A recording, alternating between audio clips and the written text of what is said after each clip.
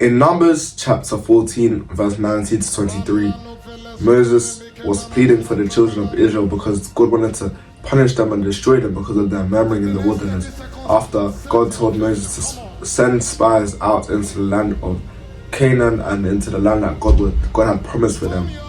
And they came back with a bad report, making the whole country to tremble in fear, except for Caleb and Joshua. And in this passage, God also answers Moses, but also gives him something very, very profound as a response.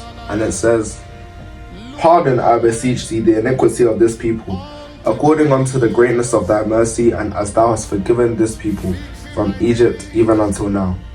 And the Lord said, "I have pardoned according to thy word, but as truly as I live, all the earth shall be filled with the glory of the Lord. Because all those men which have seen my glory, and my miracles which I did in Egypt and in the wilderness, and have tempted me now these 10 times, and have not hearkened unto my voice, surely they shall not see the land which I swear unto their fathers, neither shall any of them that provoked me see it." You would have thought that God would go straight to the punishment of the people, but before that he says, "But as I live, the whole earth shall be filled with the glory of the Lord." And then after he said that, he now said, "These people, because they have not acknowledged my glory and have murmured against me, despite seeing all of the acts that I had done in the land of Egypt and in the wilderness up until now, therefore will I punish them." You now think, what has the revelation of the glory of the Lord to all the nations of the earth have to do with these people, and why has God said that statement beforehand? This will lead me on to 1 Corinthians chapter 10, verse 10 to 11. And it says, "Neither murmur ye, as some of them also murmured, and were destroyed of the destroyer. Now all these things happen unto them for ensamples or examples, and they are written for our admonition, upon whom the ends of the world are come." This is showing you that anything that you see in the Old Testament is a shadow of the New Testament. You would have thought that God was just doing all of the things that he was doing in the Old Testament in the moment. But no, he had a plan in mind for us. It says in the Bible, "upon whom the ends of the world are come." Basically saying, us that are living in the end times. And this shows how the example of the children of Israel murmuring against God and the glory of the Lord being revealed unto all the nations and being filled in all the nations as the waters covered the sea.